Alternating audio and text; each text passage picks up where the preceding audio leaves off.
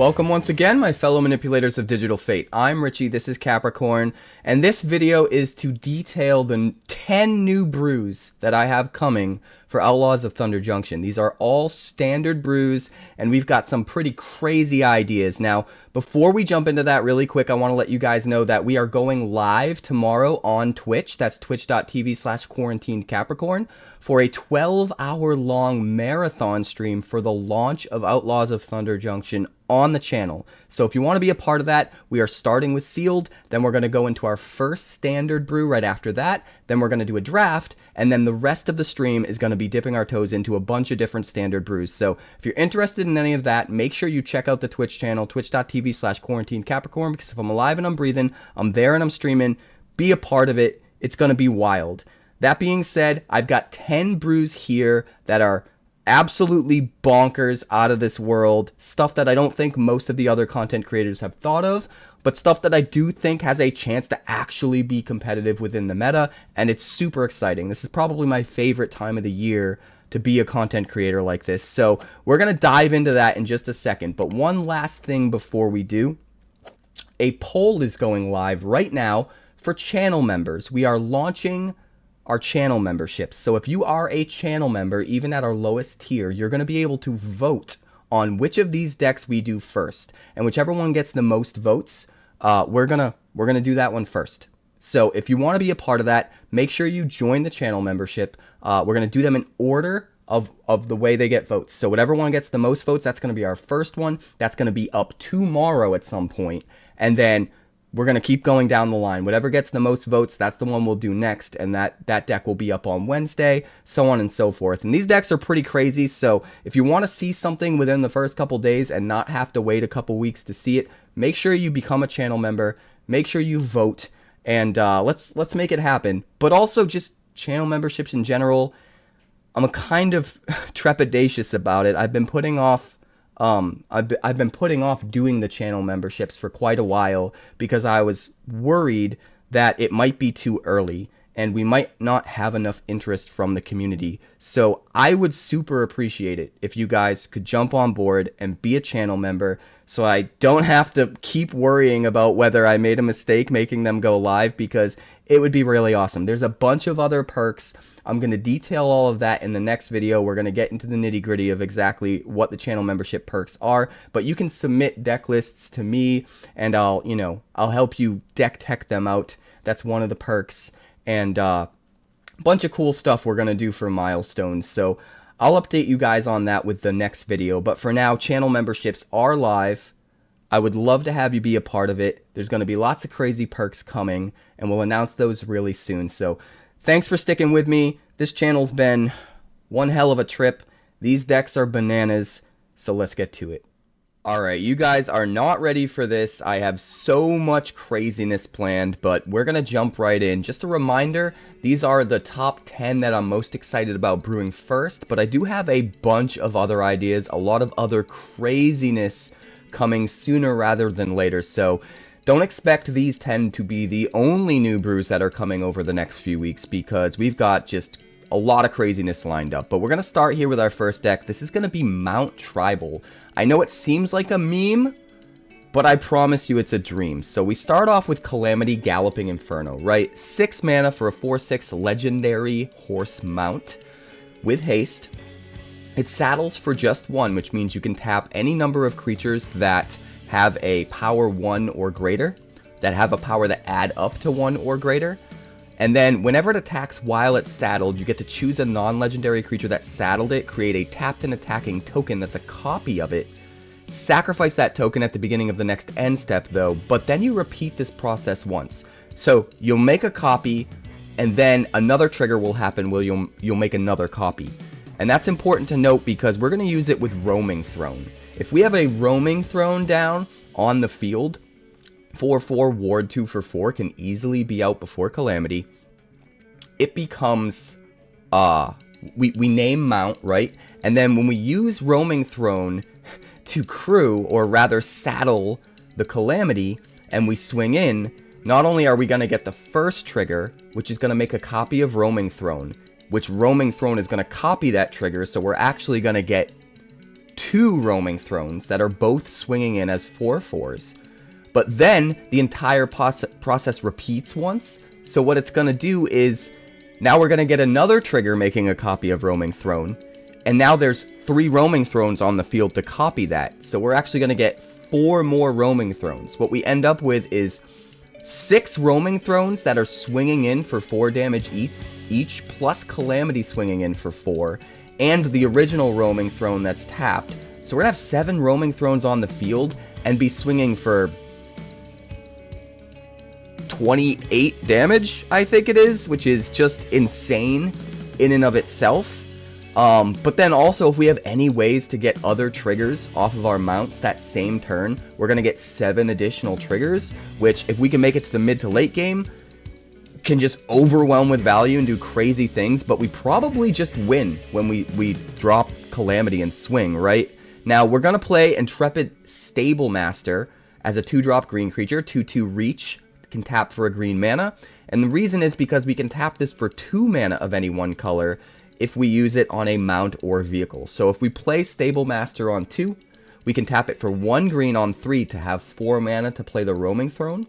And then we can tap it for 2 red on turn 4 and have 6 mana to play Calamity. So it makes things line up perfectly. Turn 2 Stable Master, turn 3 Roaming Throne, turn 4 Calamity, swing for 28. Absolute insanity. But it doesn't stop there, because obviously we have to build up the rest of the deck in case we don't get the nut draw, right? So we're going to play Seraphic Steed, because if we can get double triggers on the Steed to make multiple Angel tokens when this is saddled for saddle 4, and we swing with it, it makes a 3/3 flyer. It's also a 2/2 first strike lifelinker, which is kind of crazy in and of itself for 2, right? But if we can double up on those triggers, even with just a normal Roaming Throne on the field, that's going to be pretty good to begin with, and the Roaming Throne can crew the Seraphic Steed. But then obviously, if we combo off and still have enough power left over to crew the Seraphic Steed, we can get, like, what, 7 triggers off the Seraphic Steed and get 7 3/3 flyers, which is pretty gnarly. And then we've also got Caustic Bronco, which is another thing that can get triggers off of the Roaming Throne. We get to swing in and exile the top card of our library. We'll lose life equal to it, but we'll get to basically draw that. Now, if this is saddled for 3, instead of losing life, the opponent loses that much life. So not only can we get double triggers off this with Roaming Throne, but if we have the 7 Roaming Thrones on the field, right, we're able to, what, exile the top 8 cards, put them in our hand, and our opponent loses life equal to the total cost of all 8, which is crazy. But next up, we're moving on to our second deck. That was deck 1, okay? Mount Tribal. That one's going to be bananas. Obviously, there's a bunch of other cards we can get into for each of these decks. I'm not going to go over every single card, but I'm just going to give you the basic gist of what we're going for with every deck. So this is deck number 2, and this is a Rakdos Joins Up combo deck utilizing the graveyard. And the idea here is we're playing Rakdos Joins Up, 5 mana for a legendary enchantment. When it enters the battlefield, you get to return a creature from your graveyard to the battlefield and put 2 extra +1/+1 counters on it, so it's a bigger version.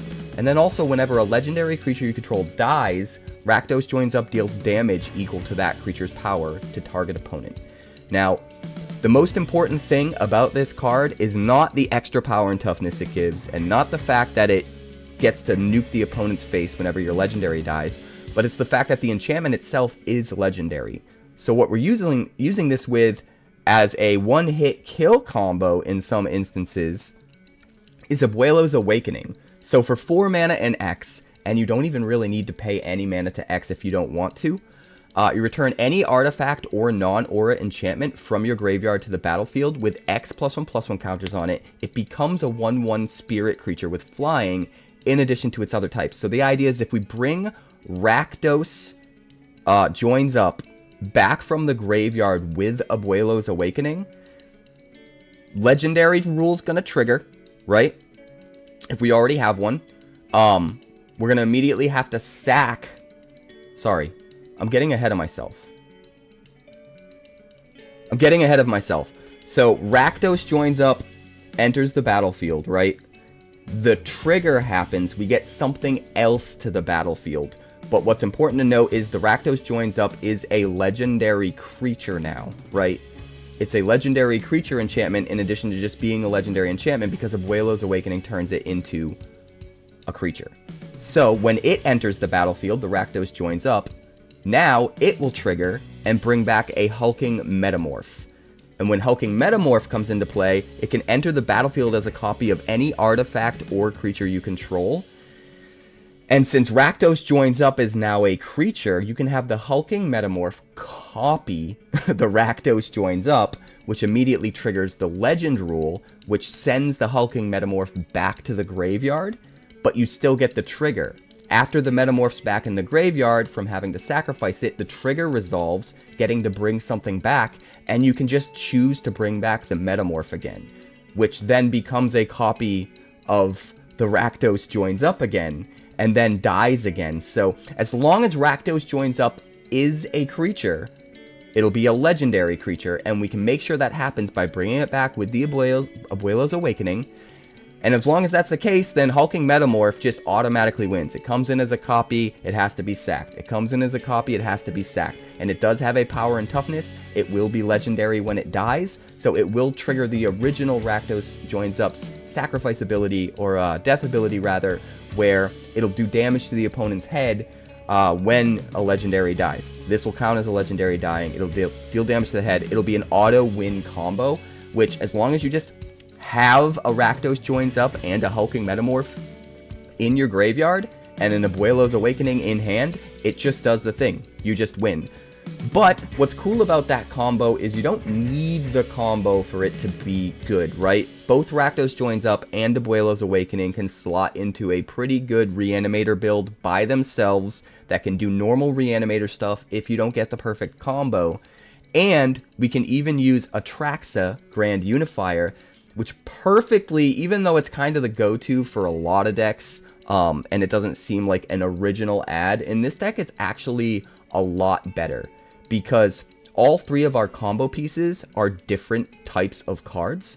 So if we don't have the combo yet, we can just use one of our Reanimator spells that we're using anyway to get an Atraxa back, trigger that ETB ability, and then what we can do is search the top 10 cards. Our sorcery can be Abuela's Awakening, our artifact can be the clone guy that I just showed you, and then our enchantment can be Rakdos joins up. We can get all of the pieces we need, and then we can combo off on the subsequent turn. So not only is Atraxa just a really good choice in general for Reanimator, which this deck at its core is just going to be a Reanimator deck, but it also helps enable the combo just by using a piece of the combo to make sure we get to the actual combo, which is just hyper synergistic and works so well. So really excited for that one.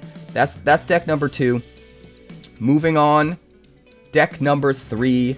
This is a Terror of the Peaks combo deck, and it's another combo deck that can just function as a really good mid-range aggro sort of creature deck if you don't get the combo, but you can also combo off to get crazy wins. So the idea here is we're using Terror of the Peaks, 5 mana for a 5/4 dragon with flying. Spells your opponents cast that target it cost an additional 3 life to cast, and whenever another creature enters the battlefield under your control, Terror of the Peaks deals damage equal to that creature's power to any target. So once this is on the field, all of our creatures that come down can just do their damage to whatever they want. Like, we can use it to end the game if we have enough damage to do to the opponent's face, but we can also just use it as creature removal. This card's just super good and super versatile regardless. But when we use it in conjunction with Visage Bandit, it gets absurd. Visage Bandit is a 2/2 shapeshifter rogue for 4 mana, 1 blue and 3. When it enters as a copy of a creature you control, except it's a shapeshifter rogue in addition to its other types. So the idea here is if we already have a terror down, we make a copy of a terror. And that's not like anything mind-breaking, right? Groundbreaking or whatever. But this can be plotted for 3 mana. So what makes this so good is you can plot this on turn 3 or turn 4 or whenever.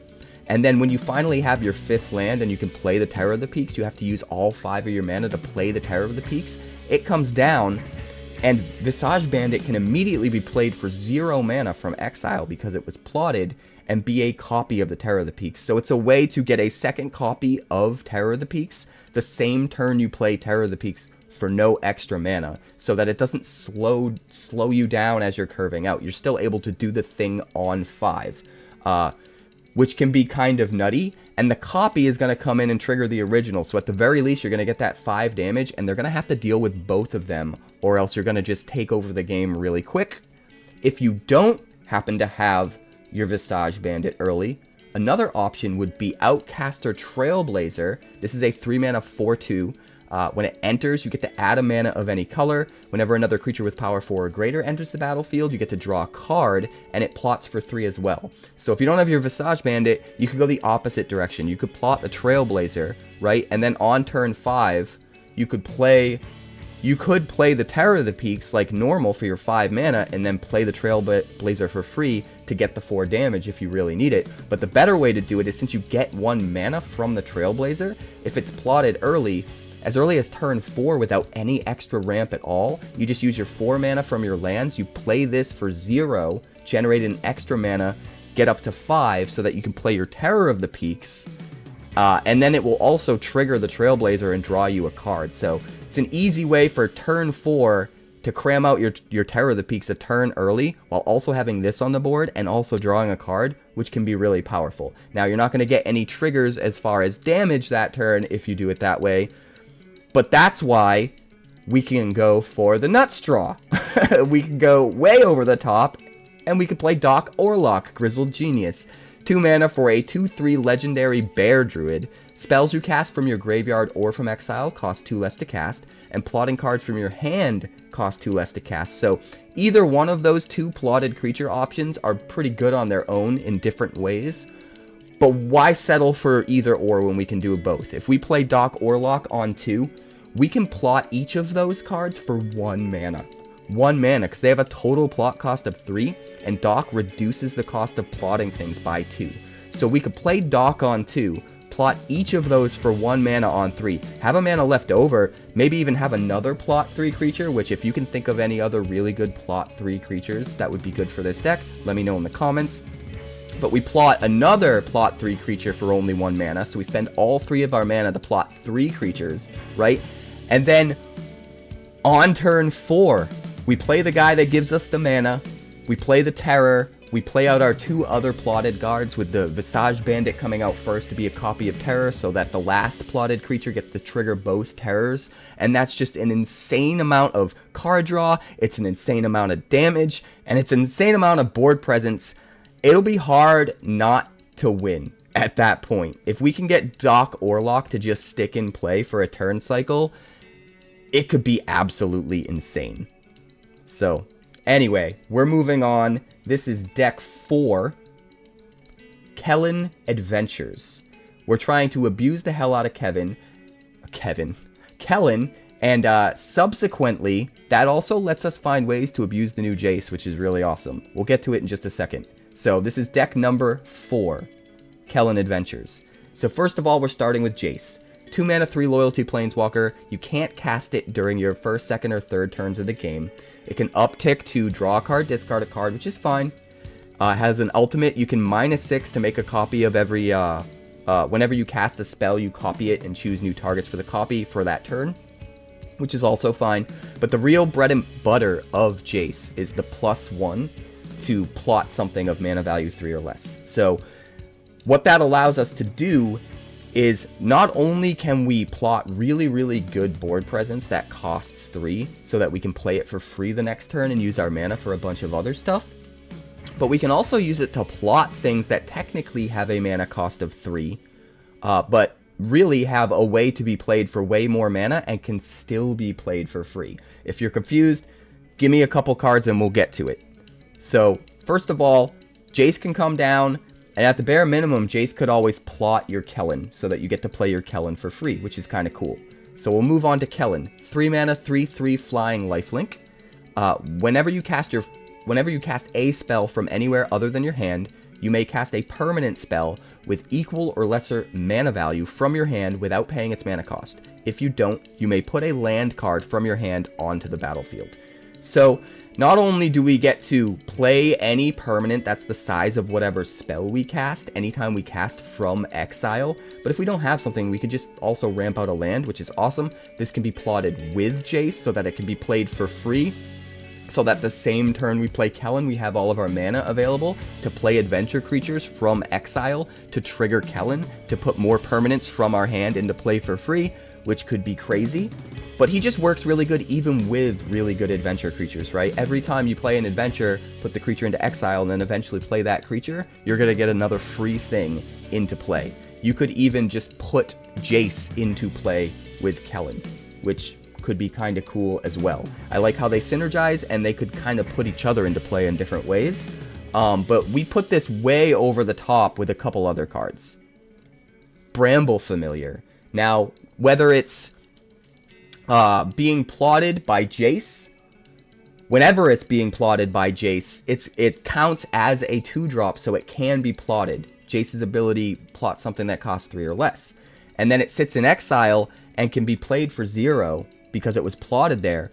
But we don't have to play the normal creature side. We can play the fetch quest version, even though it's a 7-mana thing. We can play that because it's plotted. We get to play it for free. So there's got to be a busted way to abuse that, right? We could put some really expensive creatures or enchantments in this deck and basically speed them out, cheat them out super early with JACE, but also trigger KELLAN. If KELLAN's on the field when we do it, not only are we going to get something from our hand into play for free as well, but KELLAN's still going to see the 7-mana cost of the fetch quest. So KELLAN's going to be like, oh, you played a 7-mana spell from exile.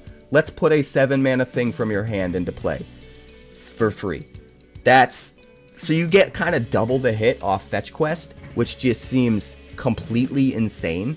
And then because we're deep into adventures anyway, we can also use Baluna Grand Squall to do something similar. So 3 mana 4/4 trample. Permanent spells you cast that have an adventure cost 1 less to cast. So this is going to be good even if we aren't comboing off with our other crazy stuff, right? All of our adventure permanents are going to come into play for a little cheaper. It's also a 3-drop, so we can exile it with the JACE. And the important thing here is it has this 5-mana instant that we can play for free if it's exiled with JACE. And again, we'll trigger the KELLAN so that we can put a 5-drop from our hand into play for free if we want. And the adventure is going to mill 7 cards and then put all cards that have an adventure from among the milled cards into your hand. So as long as we're deep into adventures, we can get this for free off of JACE, right? We can get it to trigger our KELLAN, and then we're deep into adventures, which is going to work well with Baluna by itself or KELLAN by itself. There's just so much synergy stacked on top of synergy, stacked on top of synergy. I think this deck could be absolutely bananas. All we really need to figure out is what are the few really big things we want to try to hit with these bigger adventures, and what potential other adventure spells do we want to play just for sheer value, not necessarily for the combo potential, but just so that they're going to work super well with either Baluna or KELLAN in situations where we're not ready to do some kind of a crazy combo. We still want to get as much value as possible, go deep into adventures for that reason. So let me know in the comments if you've got ideas about either of those. But that's basically the deck, and you know, once we're closer to actually doing this deck and deck teching it for the YouTube, I'll figure out exactly what should be in the rest of the deck. But we're off to a crazy good start here. This deck has a ton of potential. So that's deck number 4, the KELLAN Adventure deck.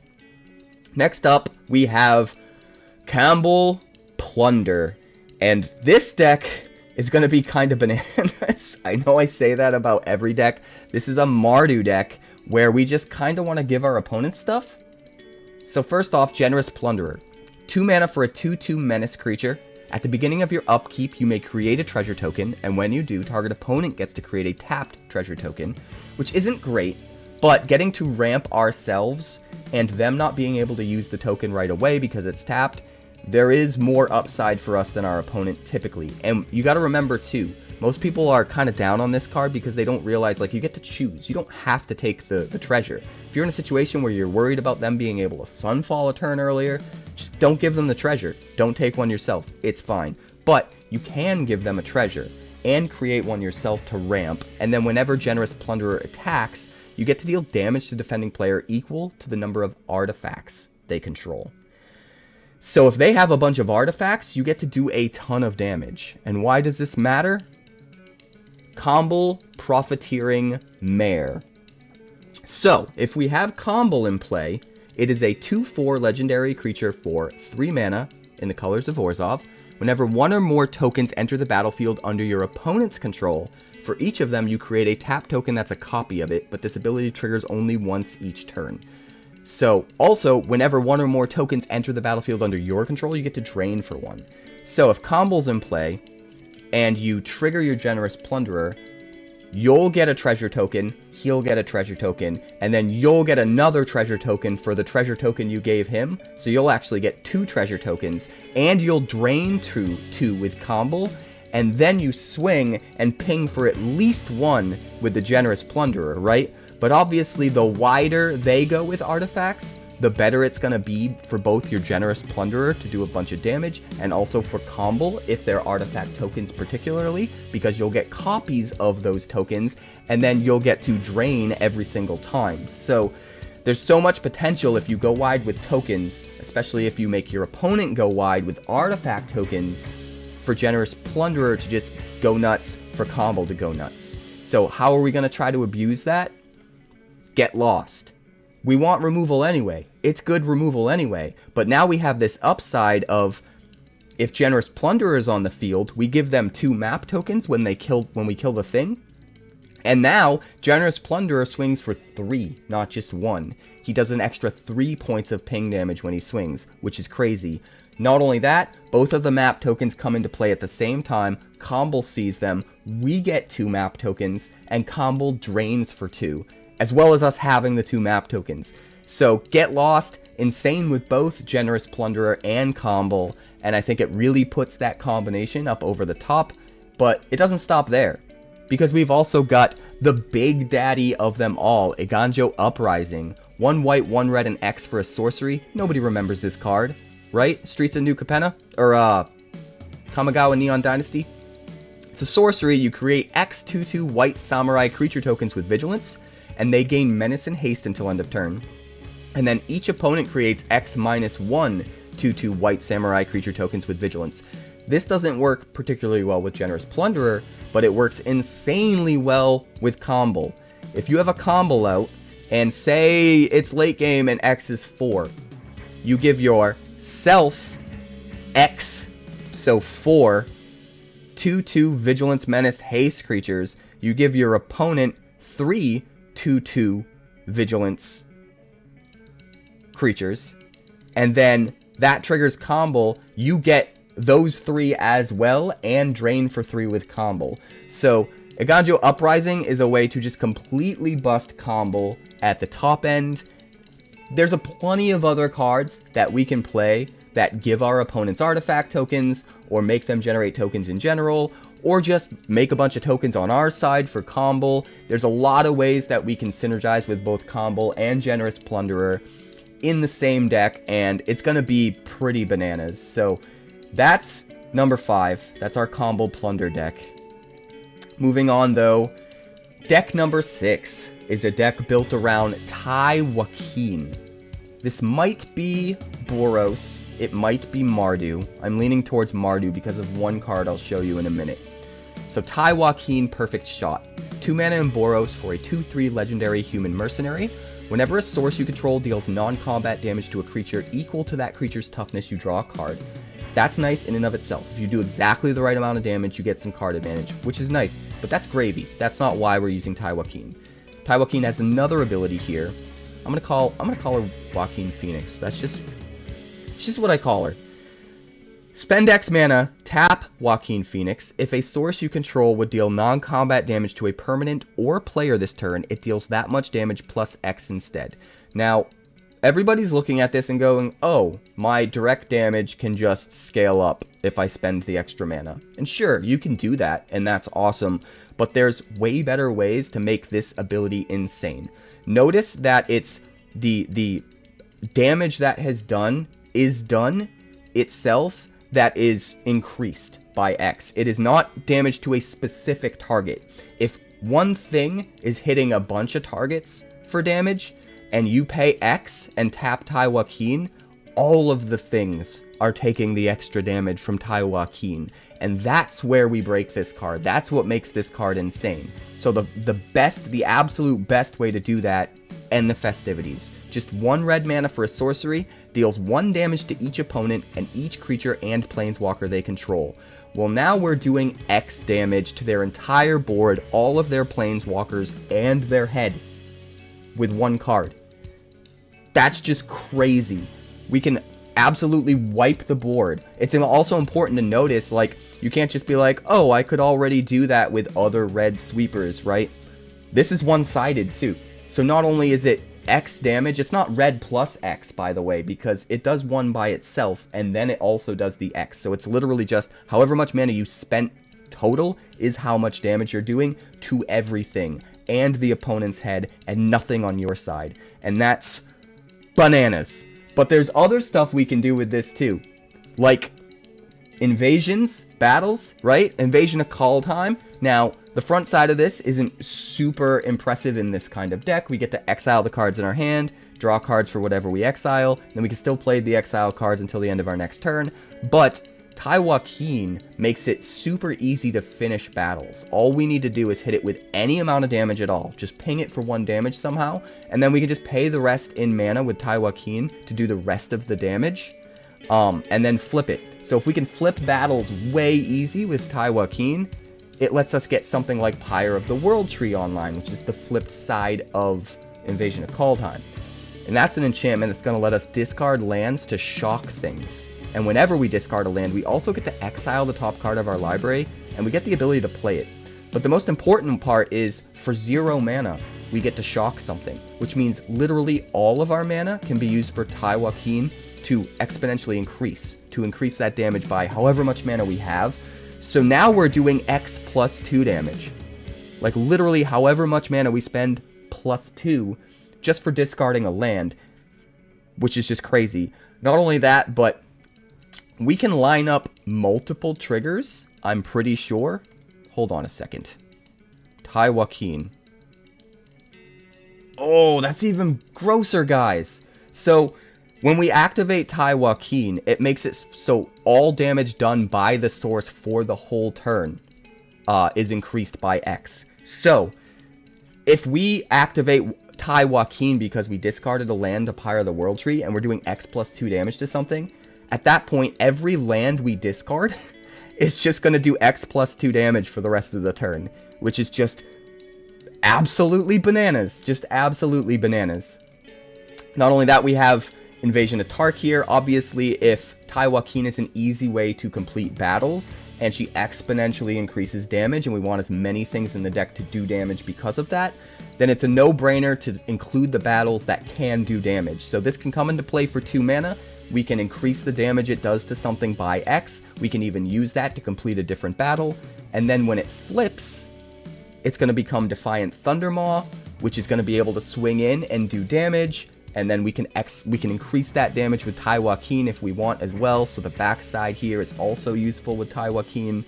And then we have Invasion of Urgatha, which is a little more expensive than I'd like when we want to save our mana for WAKEEN.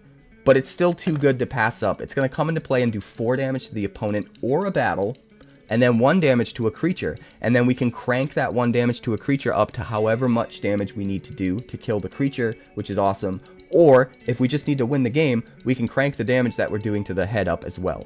But then if we can flip this, which, again, we can do pretty easily with WAKEEN, we get Disciples of the Inferno, which is a 4/4 prowess creature, and if a non-creature source you control would deal damage to a creature, battle, or opponent, it deals that much damage plus 2 instead. This adds even more damage to what we can do. It's important to note that WAKEEN makes the original source of the damage do extra damage. So she's not doing the damage herself, which means the damage isn't being done by a creature. So anything that's doing damage, and then that damage getting pumped up by WAKEEN, that damage is still getting the extra 2 damage buff from a Disciples of the Inferno.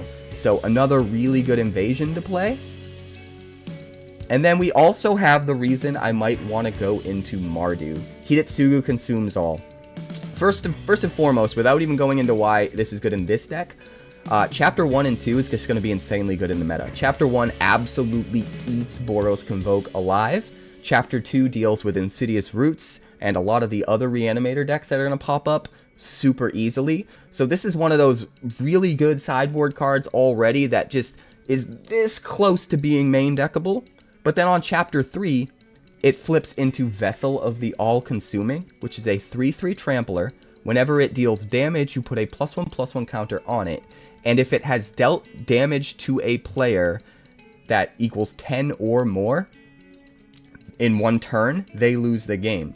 So what's cool about that is it flips. We have all of our mana untapped. There's potential to boost the damage done when we swing with Vessel of the All-Consuming up to enough that it's 10 damage in one turn, and we don't have to do 20 full damage to win. We do the 10 damage by boosting with TAII WAKEEN, and we get 10 in one turn, and we just win the game that way. So that's a really cool thing to kind of explore. It might be worth going Mardu, although the Boros version of this deck would be pretty powerful in and of itself. But I think with just how well this card slots into Standard right now anyway and deals with all the most problematic decks, it might be worth exploring. It's a really, really cool addition. On to the next deck. Okay, so that was deck 6, the TAII WAKEEN Burn deck. This is deck 7, and this is all about giving our opponent stuff again, but in a different way. This is a Greed's Gambit combo deck. So Greed's Gambit, 1 black and 3. For an enchantment, when it enters the battlefield, you draw 3 cards, you gain 6 life, and you make 3 2/1 flying bat tokens, which is a ton of value for 4 mana. Like, if it didn't have a downside, that would be absolutely insane. Just absolutely insane. Of course, it's got downsides, right? So at the beginning of your end step, you have to discard a card, lose 2 life, and sack a creature. Which means over the course of 3 turns, you eventually lose all the value that it gave you, which is a bummer.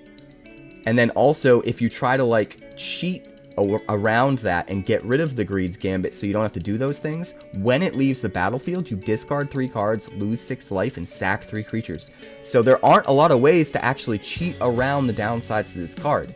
And if you didn't dig a little deeper, you might be, I wouldn't be surprised if you would mistake the fact that there's no way to break this. But there is a way.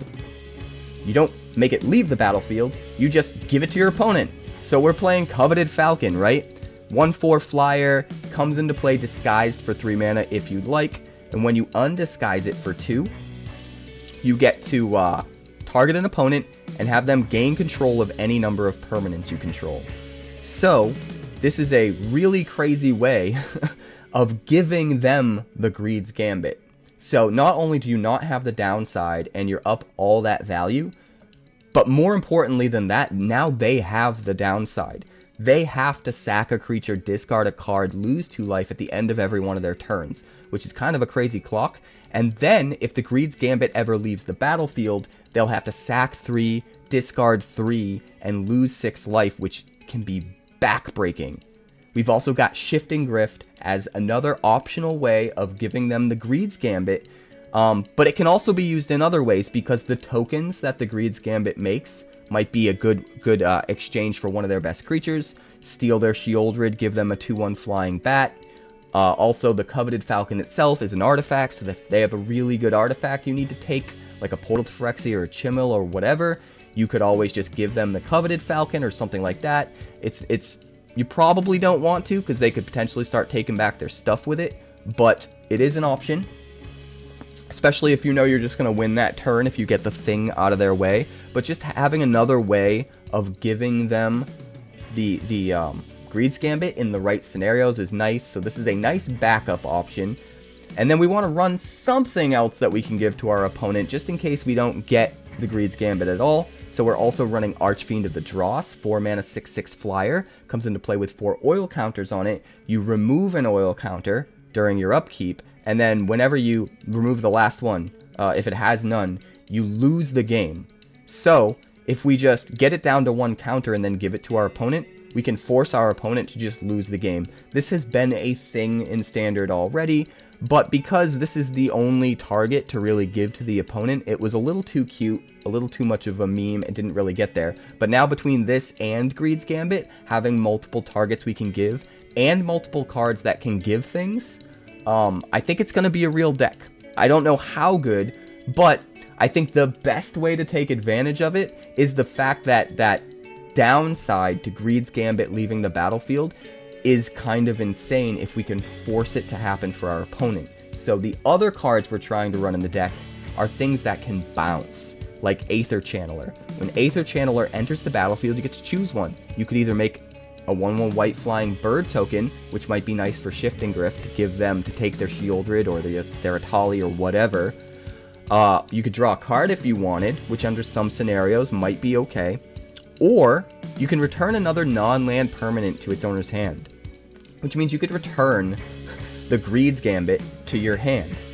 And then it leaves the battlefield on their side, and they have to sack 3 creatures, discard 3 cards, lose 6 life, and you get the Greed's Gambit back into your hand, and if you've got a way to give it to them again, you could always replay it, get even more value, give them the thing. You could even draw 3 cards, draw into a way to give it to them again, which is kind of crazy. So Aether Channeler kind of does everything we want to do. It's even a halfway decent, like, target itself to trade with a Shifting Grift, where, like, give them the Aether Channeler because it's just a 2/1 and take their best creature after you got the value off the Aether Channeler. So I think it lines up pretty well. And then another good one is Wail of the Forgotten, just because it's super efficient way of having an option to return the Greed's Gambit to your hand. Sorcery for 2 mana, descend 8. If you have 8 permanents in your graveyard, you get to choose all 3 of these. So the main thing that we're looking for is this is an option that if we do have a Greed's Gambit on their side, we can return it to our hand, force them to have to get all of those downsides immediately. But it can also be used another way, right? We can make them discard a card. We can look at the top 3 and put a card into our hand, which means if we just need a piece of the combo, it's good to find that. We can also just use it as temporary removal. If we need to drag out the game, we can bounce their thing. We could chump block, bounce our thing so we don't lose it, so we can replay it. Like, there's a lot of cool ways we can use this as we're curving out until we get to the combo, but then it also doubles as a way to return that Greed's Gambit to our hand to force those downsides on the opponent immediately. So I think all of those things come together to congeal into a deck that might actually have a chance of being a real thing and not just a meme, and I'm kind of excited about that, and I want to try it. So that's deck number 7, the Greed's Gambit combo deck. Moving on, we have an oldie but goodie. Those of you who have been on the channel for a while might remember I have a series of Eclipse decks, Azorius and or Esper flash decks, where we use a ton of flash tempo to take advantage of the board state. And we use like Gavany Dawnguard and Brutal Cathar because we can constantly force the day-night cycle to change and get a ton of card advantage off those cards because everything in the deck is flash. That deck's crazy. If you haven't seen it, check out I have a few different iterations of it. They all have Eclipse in the name. Look for those decks on the channel because those decks have always been insane. And at one point, though, some versions of that deck was a go-to for me on the ladder to rank up to Mythic. So check those out if you're interested, but we're looking to make a newer, up-to-date version of that with the new Outlaws of Thunder Junction cards, and we're mainly doing that with AVEN Interrupter, a 3-mana 2/2 flash flying creature. When it enters the battlefield, you get to exile a spell. That spell becomes plotted, which means it can be played for free on another turn. It can't be played that same turn. So whatever you counter with it that your opponent's trying to play, they have to wait until next turn to do the thing, right? But also, spells your opponents cast from exile or from graveyards cost 2 more to cast.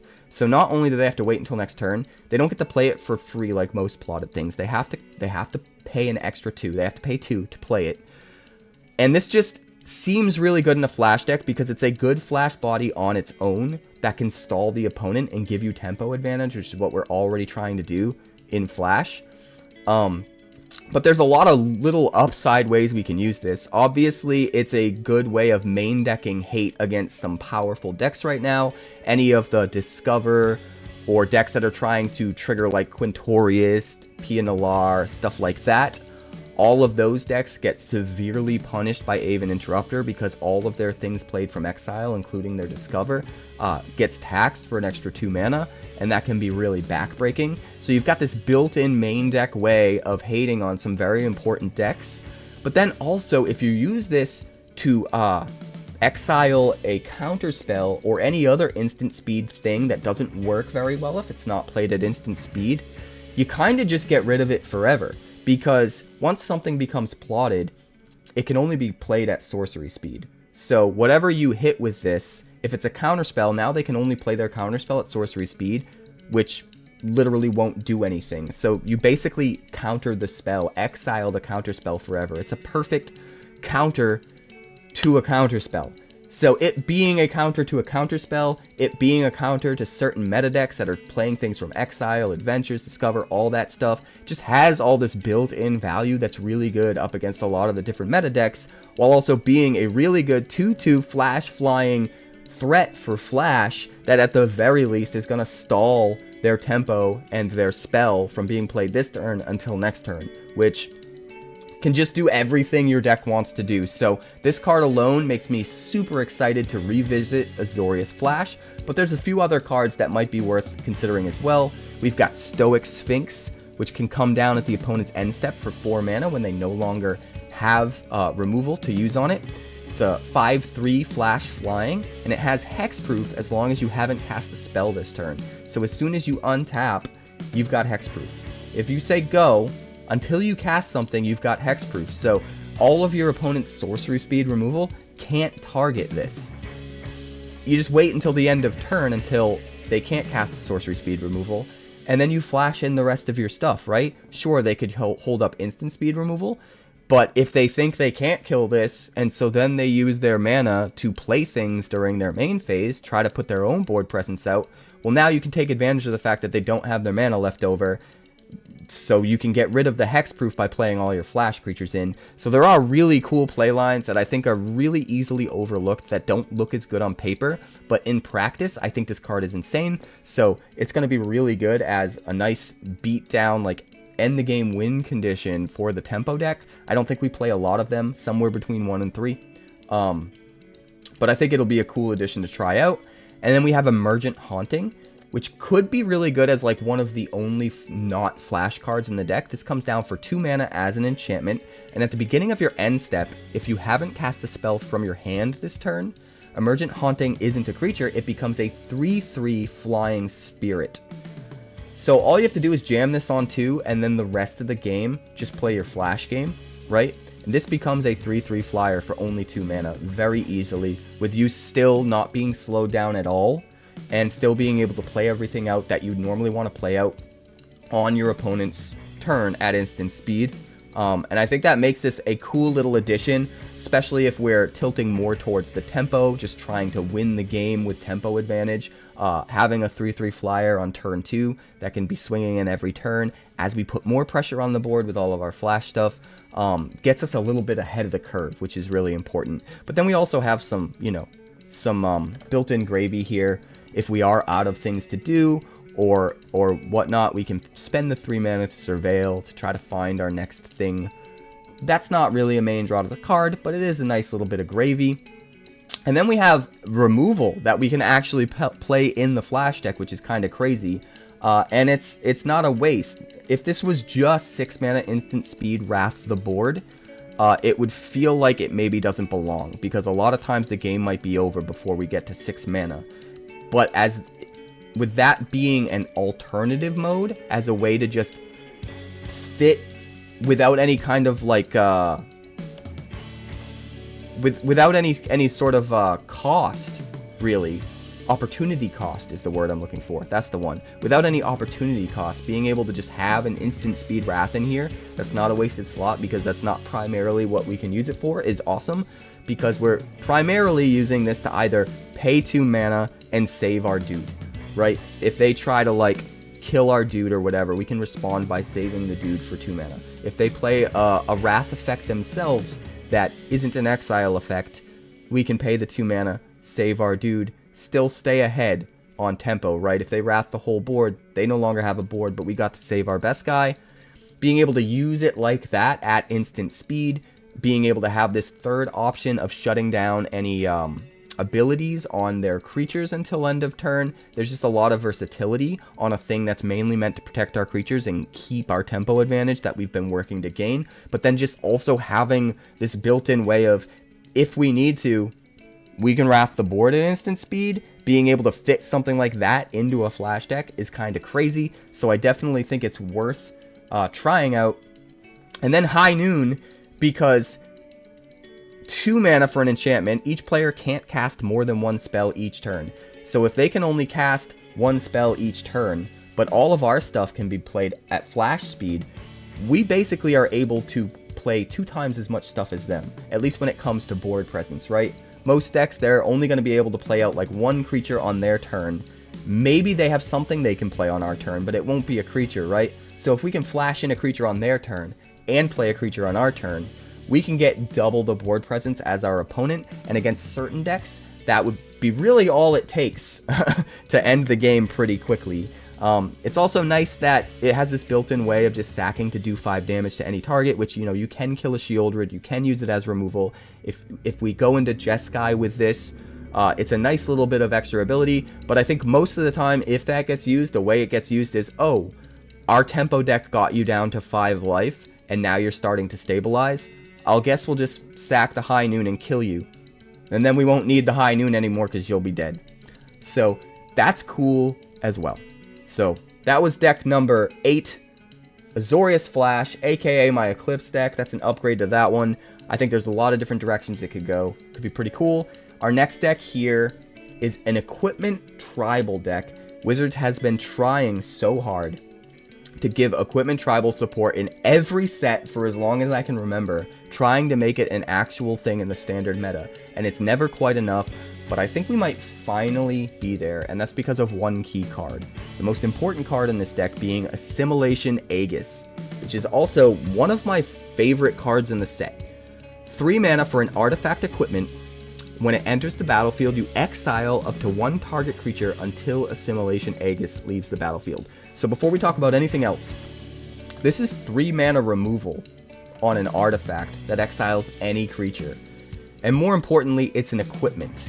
We've never had an equipment, at least not in standard for many years at least, that can be removal. And that's going to be really, really important with some of the other cards I'm going to bring up. So keep that in mind, because I think that's what puts Equipment Tribal over the top here, is we now have really good on-rate, aggressively costed removal that can deal with any creature at all, exiles it, and counts as an equipment. That's important. It counts as an equipment.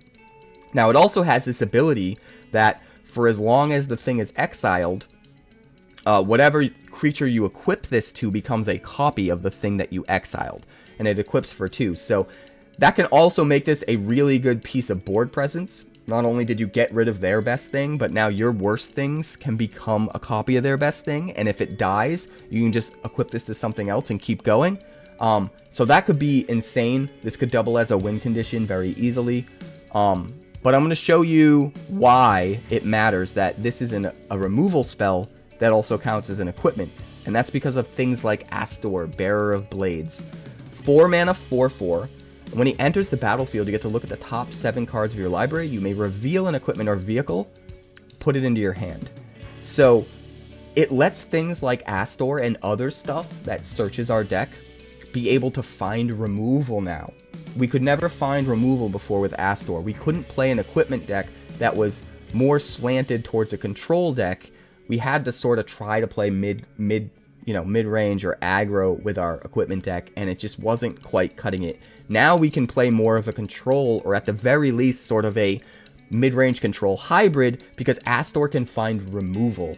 And not only that, all of our equipment can equip for just 1, even things that couldn't equip before. Also, all of our vehicles can crew 1, and it's possible we might want to cross-pollinate those synergies and dip into vehicles a little bit in this deck too, but I haven't quite decided on that yet. We'll figure that out once we get to the point where we're closer to actually putting this deck up as a deck tech on the channel. But it's an option. For now, we're mostly focused on the fact that this can find equipment, therefore it can find our removal, and it gives all of our equipment equip 1. And we can take total advantage of that with Cryptic Coat. The biggest downside to Cryptic Coat is it has no equip cost. You can't equip it to something else on the field. But other than that, it's absolutely insane. 3 mana, right? Enters the battlefield, cloaks something from the top, so it creates a creature to be attached to, and that creature's a 3/2 unblockable creature, right? Because this equipment gives +1/+0 and makes it unblockable, which is awesome. Now we can return Cryptic Coat to our hand and recast it if we want to get more value, and if we're at, you know, a point in the game where it's later in the game, we're grinding out, that can be good. But if we have Astor on the field, and this now has an equip cost of 1, as long as we have a creature out, we can keep swinging every turn unblockable with something by just paying 1 to re-equip this, and we're swinging for an extra point of damage because it gives +1/+0 as well. So a way to re-equip Cryptic Coat is good, and that's all and well, but these are older cards. So what are the other new cards that we're doing other than Assimilation Aegis? Lost Jitte. 1 mana for a legendary artifact equipment. Equipped creature deals combat damage. You put a charge counter on Lost Jitte. Remove a charge counter from it. You can untap a land, make it so a creature can't block, or put a +1/+1 counter on equipped creature. The important thing to note is that ability can happen for no mana at any point in time at instant speed just by removing a charge counter. So you just get this thing equipped. After you've got in for, you know, 2 or 3 times, you don't even have to deal damage to the opponent. If you trade with their creature in combat, you still did combat damage to something and you get a charge counter. If we have First Strike, we get the charge counter right away. We're probably going to use Double Strike, maybe the double striking equipment in this deck, so that we can hit twice with the Jitte, get 2 charge counters in 1 combat. We can save up those charge counters, use them to untap a bunch of land and ramp a bunch of crazy stuff out all on the same turn. We can use them to get in for an Alpha Strike by making it so creatures can't block. We could save them up and make sure 3 or 4 creatures can't block in the same turn, which could be crazy. Or we just like buff the dude that it's equipped to if they're trying to like shock it for 2 damage. We could do that too, save it, and then it's bigger forever. So there's a lot of versatility with Jitte. And I think it's going to be amazing in this deck. And then we've also got Lava Spur Boots, which is a way for us to give whatever creature we play haste immediately with just equip 1 here. Also gives it ward 1 and +1 attack, which helps give us a little bit more of a more oomph, right, to our board presence. It just makes it that much better. The reason we play this is the haste, but being able to get extra power and ward 1 as gravy for the mana that we're plugging into this really helps put it over the top and makes it worth using.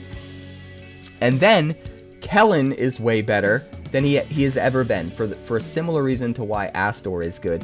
You can play the Adventure Birthright boon for 2 mana, search your library for any aura or equipment card and put it into your hand. So this is a 2 mana.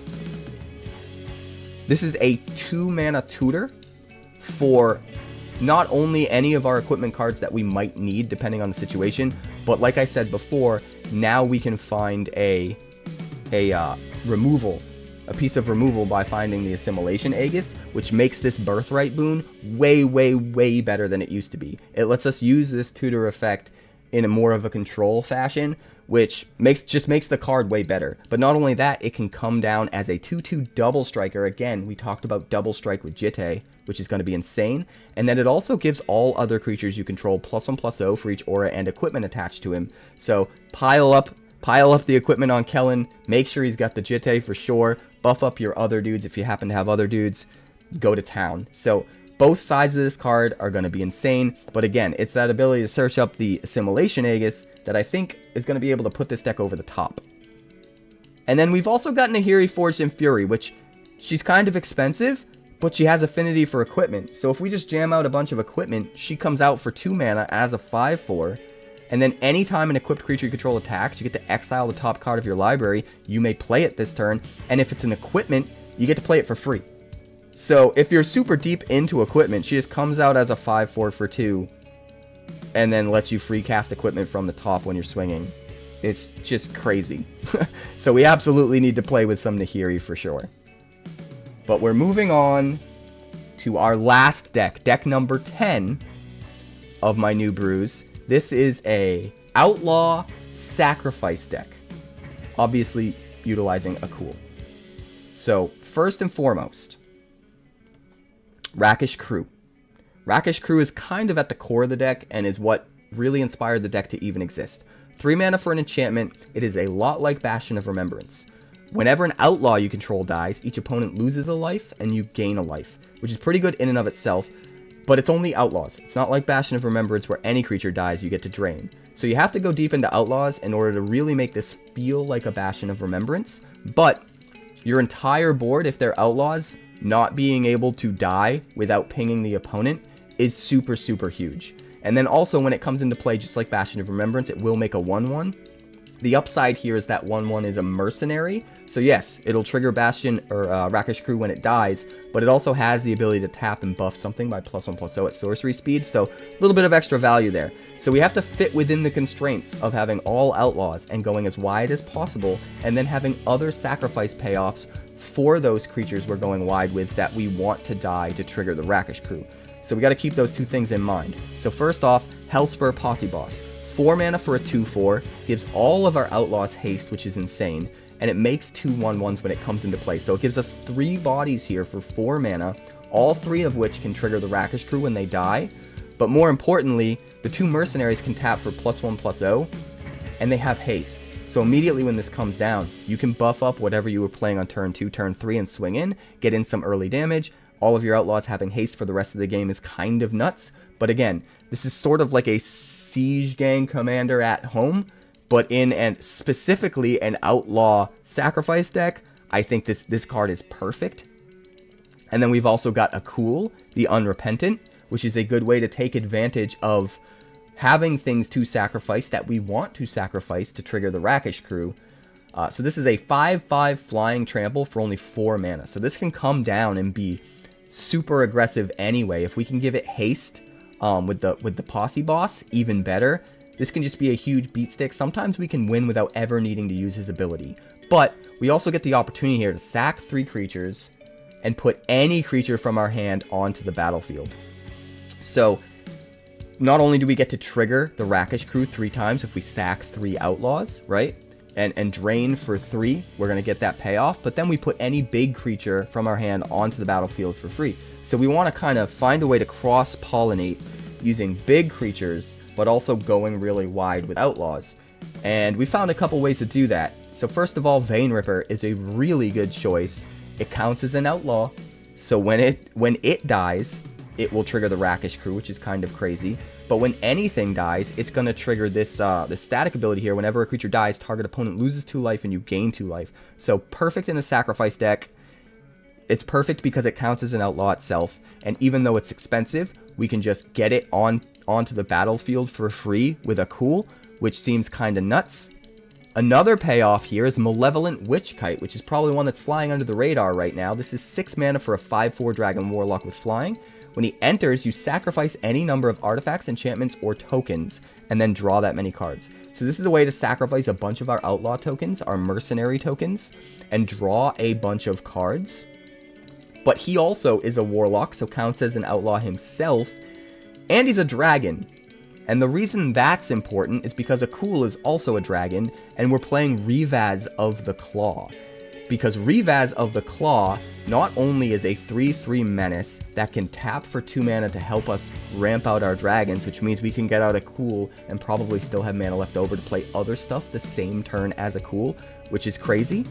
Or we can use it to ramp out the Witch-Kite, but also we can use it to get back the AKUL or the Witch-Kite from our graveyard, because this lets us, once a turn, cast a dragon creature spell from our graveyard, and we can still use the mana from the Revaz to cast that. So a lot of times Revaz hasn't worked in brews in the past because you're trying to play Revaz out on curve specifically to curve into expensive dragons, and so they just kill it and now you're caught with your pants down. But in this deck, Revaz is just, it's a way to get value back later on in the game after they've dealt with your big stuff. You're not necessarily trying to speed this out on turn 3 and ramp into big things. You're using it for the overall value over the course of the game of getting to play multiple things in a turn by getting the 2 mana for a dragon, but also getting your dragons back from the graveyard. And what really makes this card worth using is the fact that, yes, it is a warlock also. So it counts as an outlaw itself. It will trigger all of the outlaw tribal stuff. It can come down with a Hellspur Posse Boss on the field and tap to make 2 mana immediately, which means if you've got Hellspur Posse Boss on 4, and then on turn 5 you've got your 5 mana, you can play out Revaz, tap it for 2, use your other 2 lands, play out your AKUL, and it just starts to get really crazy. So I think Ravaz is perfect in this deck.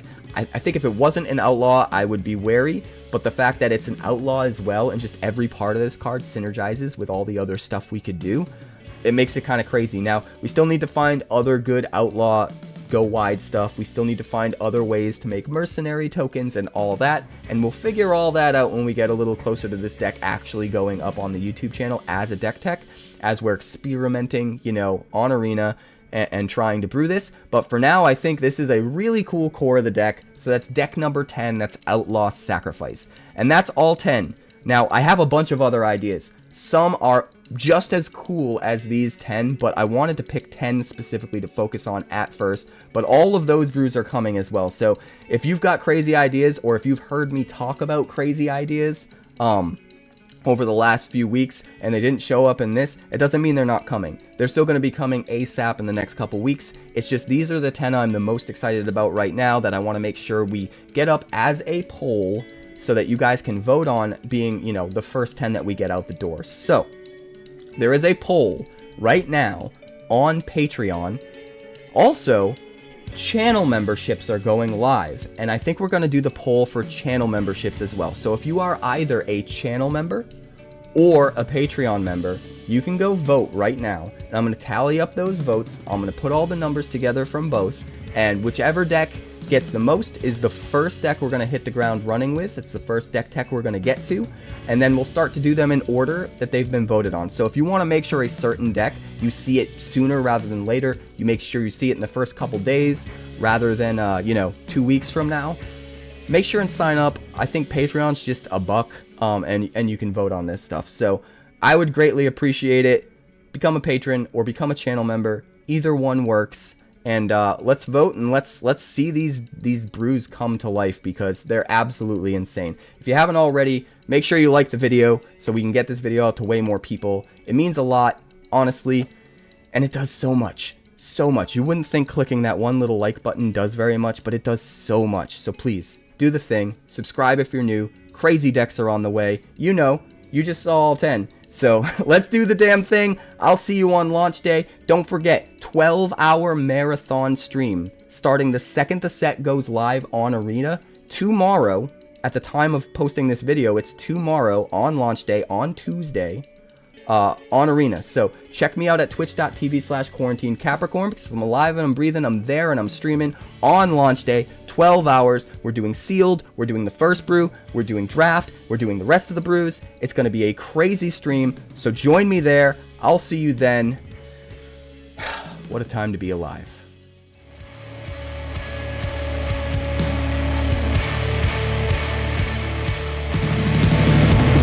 Thanks so much for checking out my channel. I'd like to give a huge shout out to all of my patrons over at Patreon. Without you guys, this channel would not be possible, so honestly, thank you from the bottom of my heart for all of your contributions. If you haven't yet, like and subscribe. The more likes we get and the quicker we get them, the bigger this channel will grow and the faster it will grow. I'd love nothing more than this channel to become something very special for you guys, but it's entirely up to you how fast that happens. Also, if you'd like more deck techs, that's somewhere over there. And if you'd like to see what else the channel's been up to lately, that's somewhere up that way. Also, subscribe, circle below, do all the things.